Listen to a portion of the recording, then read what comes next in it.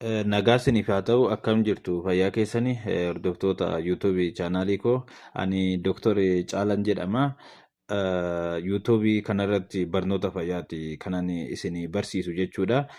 Kana dura waa'ee qoricha vaayigiraa akkasumas immoo waa'ee durbummaa maali kan jedhuu fi dubarri tokko osoo durbummaa qabdu ulfaa'uu ni dandeessi yookiin immoo dubarri tokko uumamumaan durbummaa kan hin qabnee fi ammoo waggaa walqunnamtii saalaa raawwattu osoo hin dhiigin hafuu dandeessi kan jedhu viidiyoo isiniif hojjenneerra. Akkasuma faayidaa walqunnamtii saalaa fi miidhaa isaa maali kan jedhu isinii hojjenneerra waan ta'eef yuutuubii kana jala seenuudhaan ilaaluu dandeessu jechuudha.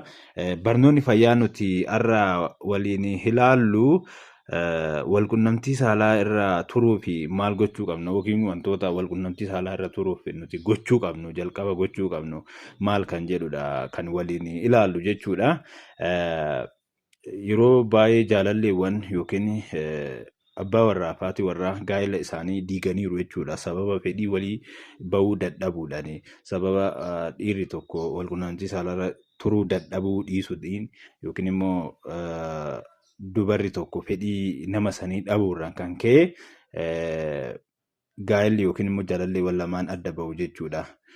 Walqunnamtii saalaa irra turuudhaa fi osoo walqunnamtii saalaa hin eegalin dura miira walii walitti kaasuun barbaachisaadha jechuudha.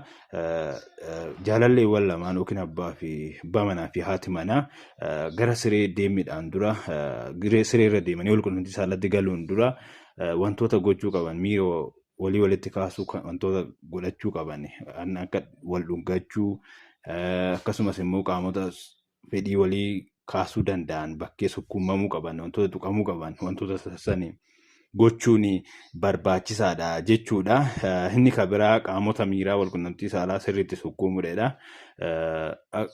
Iddoowwan fedhii walqunnamtii saalaa dubaraa tokko dabaluu danda'a kan jedhamu fi iddoo dhiira tokkos miira isaa ol dabaluu danda'a kan jedhamu wal sukkuumuu wal dhungachuun barbaachisaadha jechuudha. Osoo walqunnamtii saalaa hin eegalin dura wantoota godhamuu qaban keessaa isaan kana jechuudha. Inni kan biraa utuu hin eegalin dura boqonnaa fudhachuudha. Mental refresh wanta jedhamu jiraachuu danda'uu qaba jechuudha. Akkuma wal arganiin wal dhungachuu maal ta'uu caala waliin ta'anii mari'achuu haasa'uun boqonnaa fudhachuun barbaachisaadha jechuudha. Walqunnamtii saalaa osoo hin eegalin dura shaaworii fudhachuun qulqullina taasisuun barbaachisaadha jechuudha. Inni kun mental refreshidha. Dubarri sunis dhiirri sunis shaaworii fudhachuudhaan qaama ofii boqonnaa fudhatanii gaafa tasgabbaa'anii miirri isaan fedhiin isaan walqunnamtii saalaa irra turuu ni dabala jechuudha. Inni kan biraa walqunnamtii saalaa dura nyaata walqunnamtii saalaaf mijataa ta'e nyaachuun barbaachisaadha. Nyaatota akka afukaadoo, qullubbii yookiin shunkurtii adii, hanqaaquu, jimbilaa fi kanneen kana fakkaatan nyaanni baay'ee barbaachisaadha. Anniisaa dabalaa fedhiin walqunnamtii saalaa akka dabalu ni taasisa. Dhiirri sunis yeroo walqunnamtii saalaa raawwatu irratti jabaatee fedhii isaa osoo dafee hin dhangalaasin akka turuuf ni gargaara jechuudha. Nyaanni kanumatti dabalee alkoolii dhuguun namoonni baay'een akka walqunnamtii saalaa irra turuudhaaf gargaaru irratti itti fayyadamu jechuudha.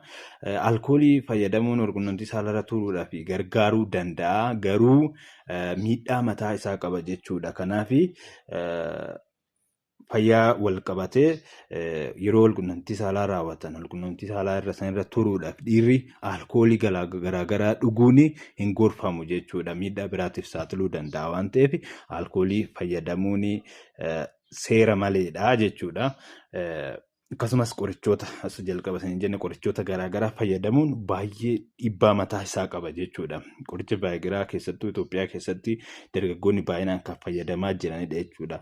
Walqunnamtii saalaa irra turuudhaaf qorichi vaayigiraa kan fayyadamuu qabanii namoota uumamumaan dhukkuboota garaagaraatiin qaamni saalaa isaanii ka'uu kan dadhabe fi dhukkuba onnee irraa bilisa warra ta'e mana yaalaatiin qoratamee raawwateeti kan namni sun qorichi sun ajajamee fi fudhachuu danda'uu qabu malee namni tokko akkasumatti ka'ee yoo qoricha kana ni fayyadama ta'e keessattuu namoota dhukkuba onnee waan garaagaraa dhukkuba dhiibbaa dhiigaa waan biraa qabanitti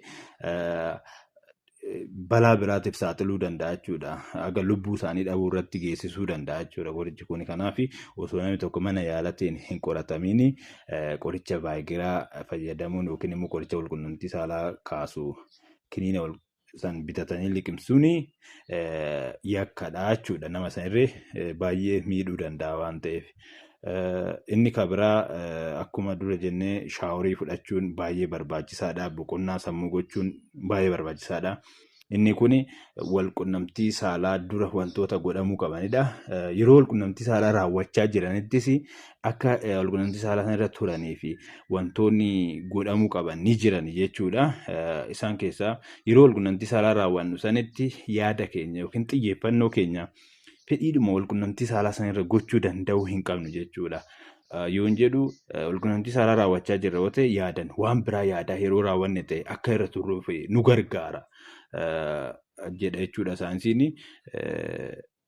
Yeroo raawwachaa jiru sanitti xiyyeeffannoon keenya fedhiidhuma walqunnamtii saalaa san qofa ta'e yoo ta'e miirri keessattuu kan dhiiraa akka dafee bahu taasisa jechuudha. Yeroo kana kan dubaraa immoo sanirra turuu danda'a. Fedhii walii bahuu dhiisuu danda'ama jechuudha.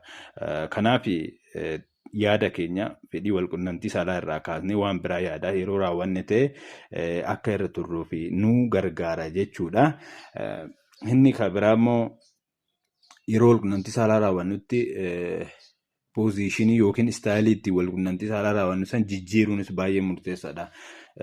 Dura akka ciisee raawwata ta'e san booda gara biraatti jijjiiree akkaataa biraatiin jijjiiree gaafa ni raawwata yoo ta'e yookiin dubarri sun gubbaa baatee akkaataa garaagaraatiin ni raawwata yoo ta'e akka fedhiin dhiirri sun dafee baasuu isaanii tura jechuudha. Kanaaf walqunnamtii saalaa irra turuudhaaf poozishinii yookiin akkaataa itti walqunnamtii saalaa raawwatan sana jijjiiruun baay'ee murteessaadha. Yaadan immoo waan biraa yaadaa raawwachuunis baay'ee murteessaadha.